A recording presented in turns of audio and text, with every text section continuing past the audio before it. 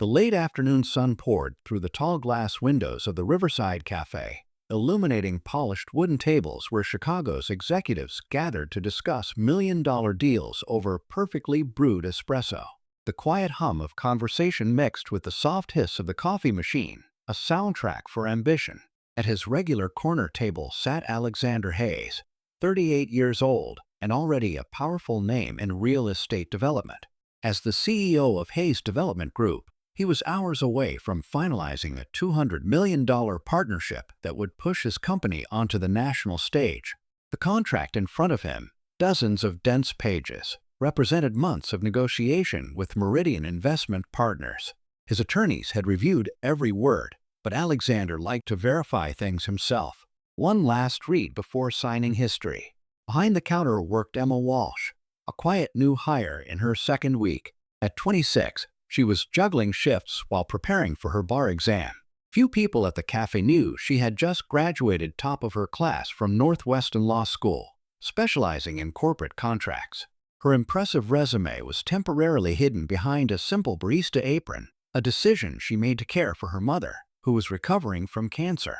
As Emma approached Alexander's table with his third espresso, her eyes instinctively scanned the document spread before him. A single clause on page 7 made her stop. Something in the wording felt off, dangerously off. The phrasing twisted liability in a subtle way that could ruin someone who didn't read carefully. She hesitated. It wasn't her place. But silence, she realized, could cost this man everything. "Excuse me, sir," she said softly, setting the cup down. "I'm sorry if this sounds strange, but I think there's an error in your contract, section 7.3, I believe." Alexander looked up, startled, annoyance flashing briefly across his face. "I'm sorry, what?"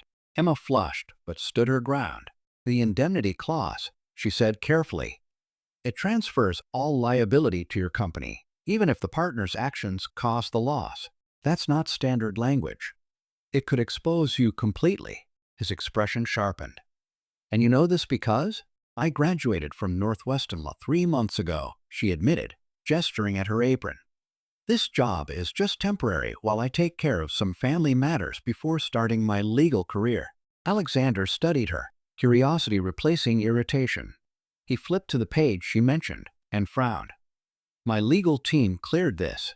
Then, respectfully, "They missed something big," Emma replied gently. "These are the kinds of hidden traps unethical firms use, subtle enough that even experienced lawyers skim past them under pressure."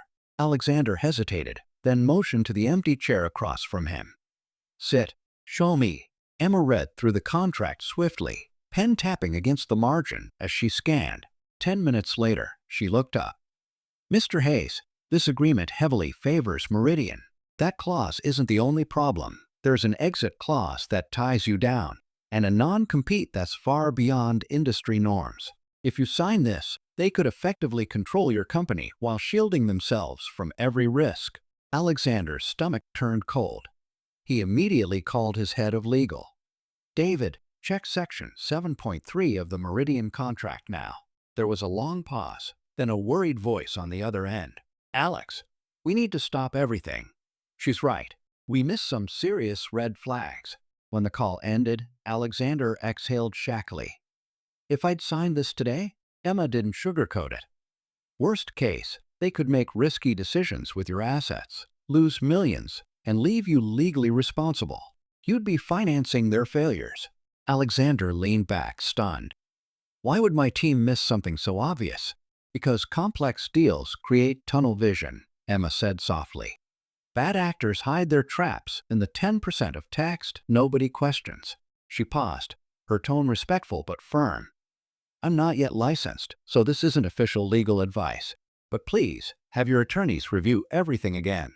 He nodded slowly, impressed. "You said you have offers from big firms?" She listed 3. "And you're here making coffee instead?" "My mom's treatment came first," she said quietly. "She's getting better. I'll be taking the bar exam next month." Alexander smiled thoughtfully. "Then let me make a counteroffer. Join Hayes Development as a consultant until you pass.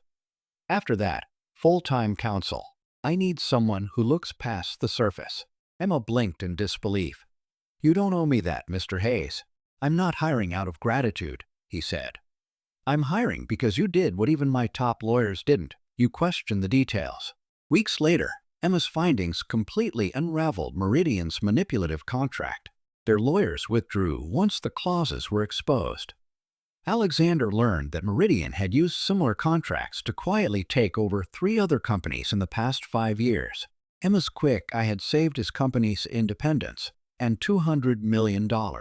When she officially passed the bar, Alexander kept his promise. Emma became general counsel for Hayes Development, implementing a review system so airtight that no clause would ever go unnoticed again. Her journey from cafe counter to corporate office became company legend. And Alexander never forgot the day a new cashier saved his empire. It taught him a lesson he would repeat for years. Wisdom doesn't always wear a suit. Sometimes it wears an apron and the courage to speak up. If this story reminded you that expertise can come from anywhere, give this video a like, share it with someone who values integrity, and subscribe for more stories of unexpected courage and quiet brilliance. Sometimes, the smallest voices make the biggest difference.